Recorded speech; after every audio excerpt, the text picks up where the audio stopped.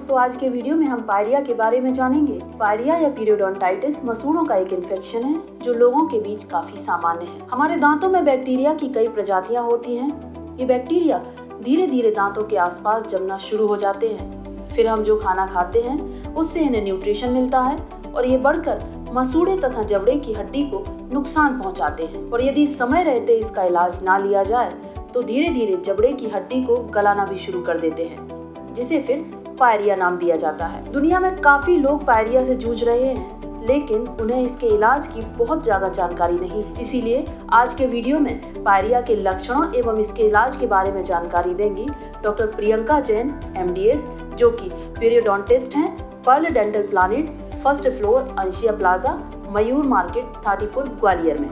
तो आइए पायरिया के बारे में इनकी राय जान लेते हैं। मैं डॉक्टर प्रियंका जैन, मैं यहाँ पर डेंटिस्ट हूँ, Pearl Dental Planet, MDS periodontist. मैं आज आपको पायरिया के बारे में यहाँ पर बताना चाहूँगी। पायरिया कैसे होता है, पायरिया के लक्षण क्या हैं, इससे हम कैसे बच सकते हैं और होने पर इससे क्या इलाज किया जा सकता है, इसके बारे में आज आपको मैं बताना चाहूँगी। तो सबसे पहले हम आते हैं कि पायरिया है क्या।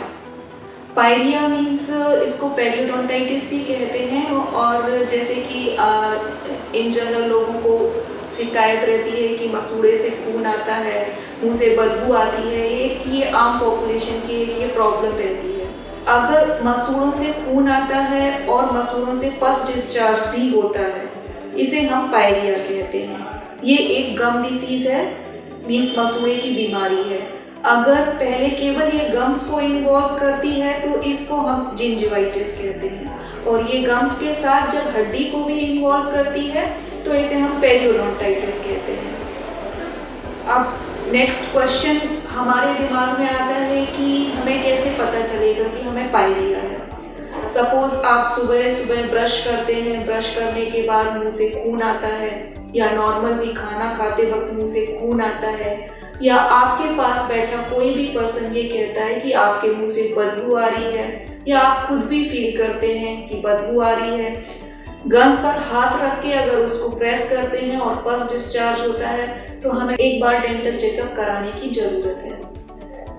अब नेक्स्ट क्वेश्चन हमारे दिमाग में आता है कि इससे क्या हो सकता है।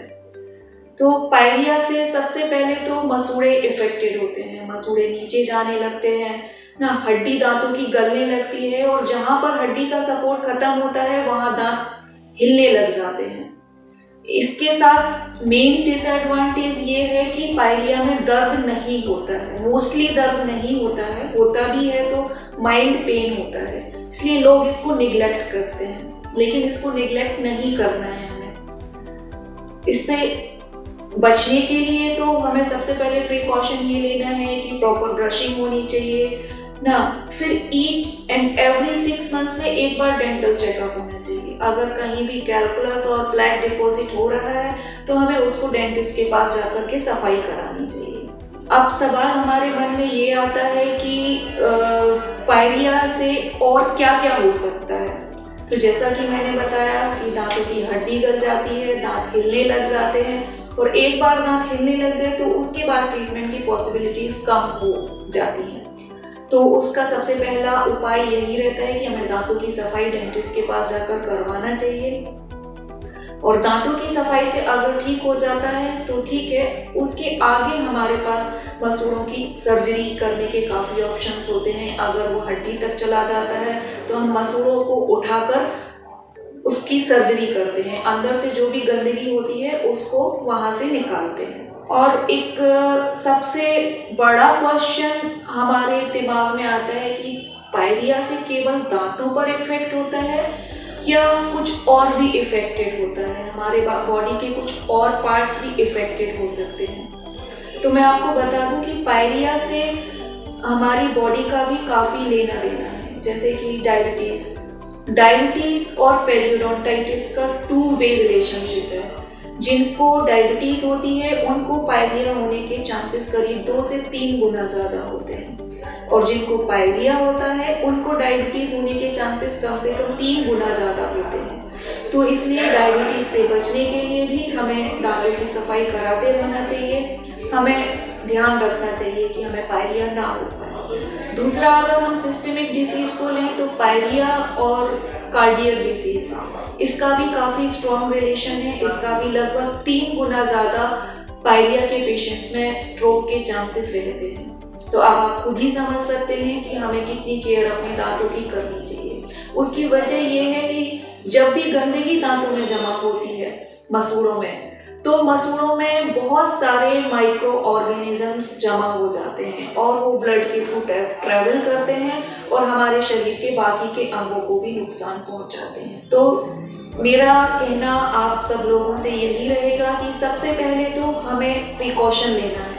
प्रिकॉशन मीन्स 2 बार ब्रश करना है, और ब्रशिंग भी करनी है तो वो प्रॉपर टेक्निक से करनी है। सिर्फ ऐसे ब्रश को रगड़ना नहीं है, हमें ऊपर नीचे करके अच्छे से आगे पीछे अंदर साइड पूरा क्लीन, हर सरफेस दांत की क्लीन हो, ब्रशिंग करनी है। दिन में 1 बार कम से कम माउथ वॉश यूज करना चाहिए, जिससे कि जो भी जहाँ पर भी ब्रश की सरफेस नहीं पहुँच पा रही है वहाँ से बैक्टीरिया वॉश आउट हो जाए। उसके बाद हमें फिर भी लग रहा है कि हमें कहीं ना कहीं ब्लीडिंग गम्स हैं या मुंह से बदबू आ रही है, तो फिर हमें डेंटिस्ट के पास जाकर 1 बार सफाई करानी चाहिए। सफाई कराने के बाद, सफाई कराने में लोग आजकल बहुत सोचते हैं, क्योंकि सफाई से लेकर रिलेटेड एक मिथ है कि सफाई कराने से दांत हिल जाते हैं, लेकिन ऐसा कुछ भी नहीं होता है। क्योंकि पेशेंट जब तक आता है बहुत ज़्यादा डिपॉजिट हो रखा होता है, दांत ऑलरेडी अगर हिल रहे होते हैं, और जो भी मिट्टी आसपास जमा होती है वो अगर हम वहाँ से हटाते हैं तो पेशेंट को ऐसा लगता है कि ये दांत हिलने लग गए हैं, जबकि असल में ऐसा होता नहीं है। हमें उस सफाई को कराना ही चाहिए। उसके बाद भी अगर आपका डेंटिस्ट आपको सलाह देता है कि नहीं, आपको मसूड़ों की सर्जरी की ज़रूरत है, तो गम्स को हेल्दी रखने के लिए मसूड़े की सर्जरी भी कराना चाहिए। क्योंकि अगर आप के गम्स हेल्दी हैं और वहाँ पर डिपॉजिट नहीं है, तो आपको आगे दांतों में कोई प्रॉब्लम नहीं होगी। अगर आपके गम्स हेल्दी नहीं है तो बीच में बोन लॉस होगा, वहाँ पर फूड डिपॉजिट होगा, केरीज होगी, केरीज होने के बाद पेन होगा, पेन होने के बाद दांत में रूट कैनाल की भी कंडीशन आएगी। तो सबसे पहले तो हम अपने दांतों को बचाएं, दांतों को सुरक्षित रखें, टाइम टाइम पर उनका चेकअप कराएं, एवरी 6 मंथ्स में जाकर डेंटिस्ट के पास मिलें। Thank you. उम्मीद है पायरिया के बारे में आपको पर्याप्त जानकारी मिल गई होगी। स्वास्थ्य से संबंधित अन्य समस्या या बीमारी के बारे में जानकारी के लिए कमेंट बॉक्स में अपनी समस्या लिखना ना भूलें। वीडियो पसंद आए तो उसे लाइक, शेयर और कमेंट करें। अपना कीमती समय देने के लिए धन्यवाद। स्वस्थ रहें, सुखी रहें।